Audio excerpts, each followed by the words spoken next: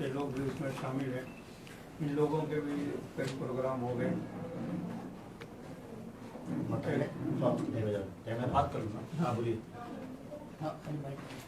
में आज जो है मुस्लिम बच्चे जो ईमानदारी से अपने मजहब और मिल्लत की खिदमत करना चाहते हैं, ऐसे बच्चों को टारगेट करके सीमी के नाम पर बहुत बदनाम किया गया।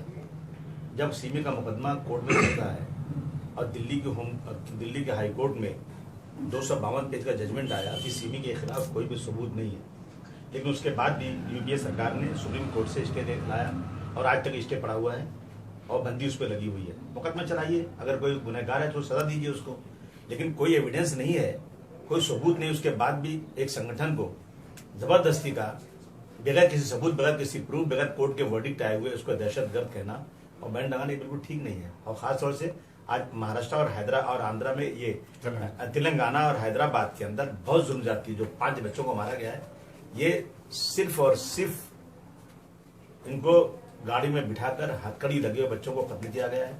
मनसूबाबंद साजिश है ये।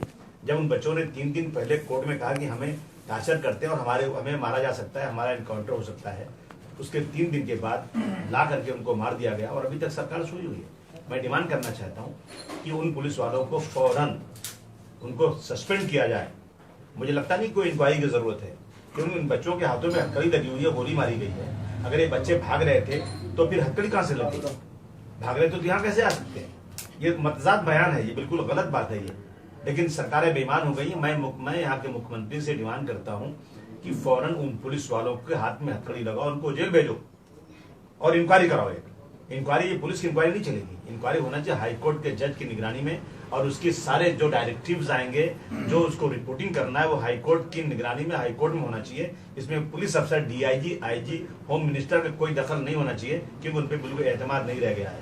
और फौरन 15-15 लाख रुपया कम से कम, क्योंकि उत्तर प्रदेश में जो मुसलमानों के साथ ज्यादती हुई थी या जो लोग मारे गए थे, सरकार ने 15-15 लाख रुपया देकर के एक मिसाल कायम किया है।